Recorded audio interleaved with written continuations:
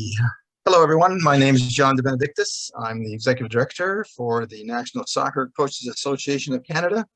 It's a volunteer position, and all of us on the board are volunteers looking to bring better or more coaching education to coaches, and not just coaching education on the field, but anything that's interesting off the fields. We've interviewed authors and Hollywood movie producers, anything that I think is a little different.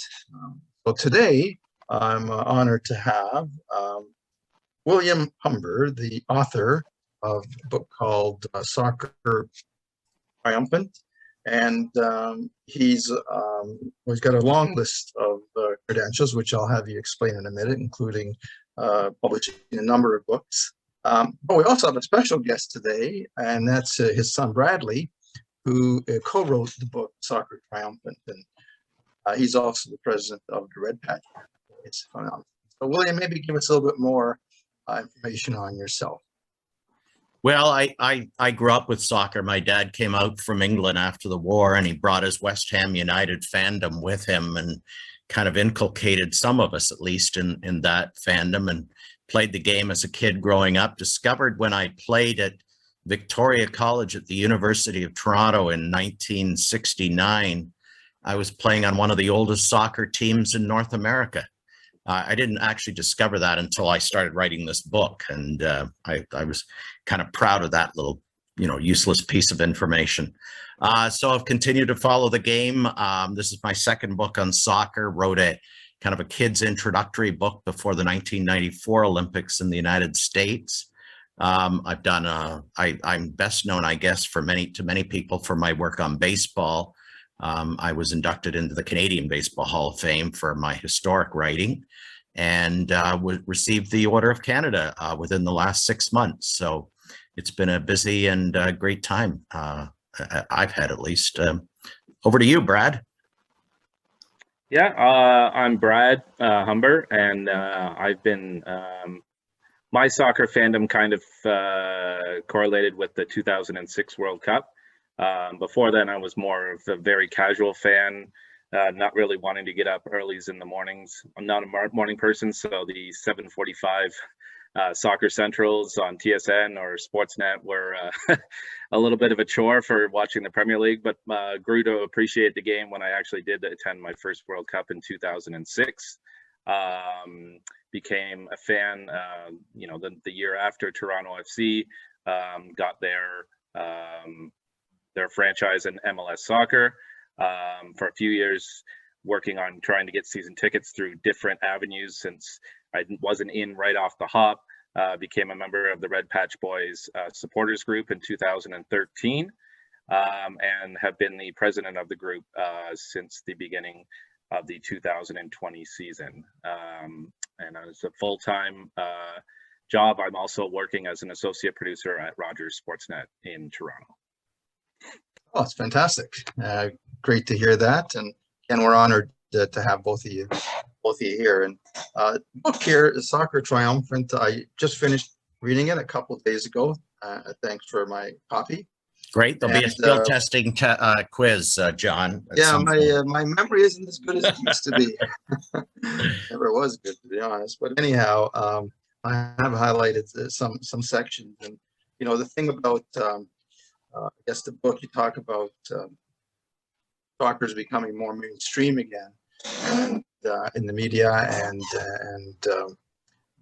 the number of kids playing and professional soccer. But you take us on a bit of a tour, a little bit of a history lesson, and you start off in Columbus. The book starts off in Columbus, Ohio, where you talk about the Columbus Crew. If I'm not mistaken, the Columbus Crew were one of the original members of the MLS when it first formed after the 1994 World Cup. And I think they were probably the first city to build a soccer-specific stadium. But even though they had that great history, they were threatening to move from Columbus to, I think, Austin, Texas. Yep. And so you guys talk about in the first part of the book, crew. So who saved the crew? The crew who saved the crew.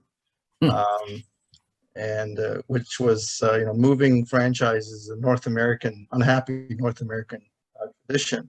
So maybe give us a bit of insight into that.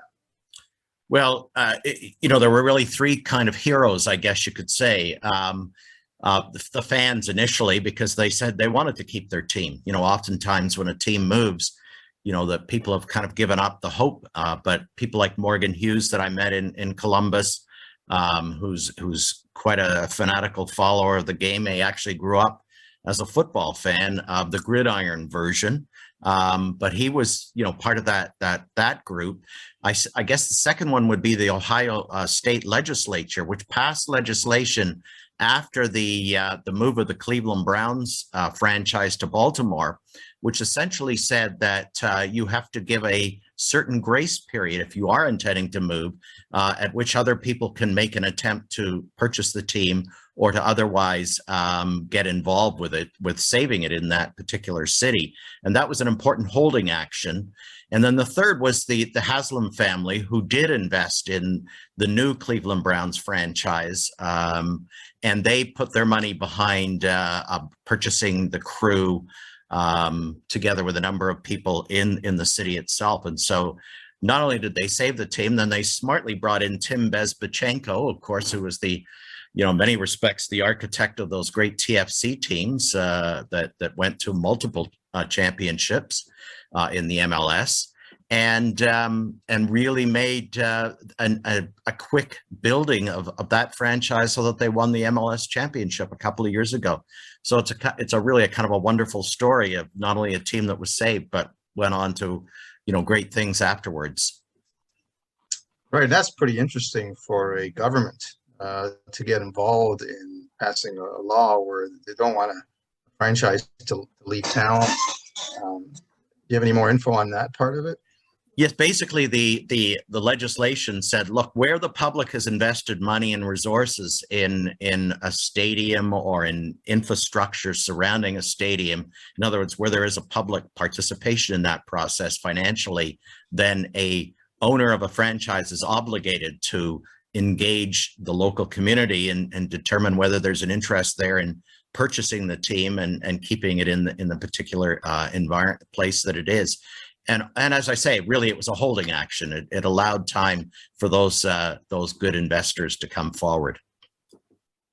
Wow, that's fantastic for Columbus, and of course, it sounds like they're here to stay. And it looks like they're going to be building a new stadium. I think that's they built a new stadium. Yes, they have. They have a new stadium in the downtown. Columbus is kind of a for anybody who knows Columbus. I did find this somewhat amusing. They did say that Mapre Stadium, where they had played, was kind of out of town. Well, in fact, it's about 4 miles from the downtown, and I thought 4 miles in a big city is probably midtown, But in Columbus's case, they built the new stadium right downtown, where their hockey arena is, and where their baseball stadium for their international league team is as well. Thank you for watching this short preview video from the National Soccer Coaches Association of Canada. To see the full video, plus have access to hundreds of other coaching videos, blogs, webinars, and podcasts, plus free and discounted coach education courses and other soccer merchandise, plus to have exclusive access to register for all future NSCAC conventions, both live and online, click on the link below to become a member of the NSCAC today. Also, please remember to like and subscribe to our YouTube channel, as your continued support allows us to continue to provide coach education and coach development resources to soccer coaches across Canada and worldwide. Thank you again for your continued support, and we look forward to seeing you at future NSCAC events.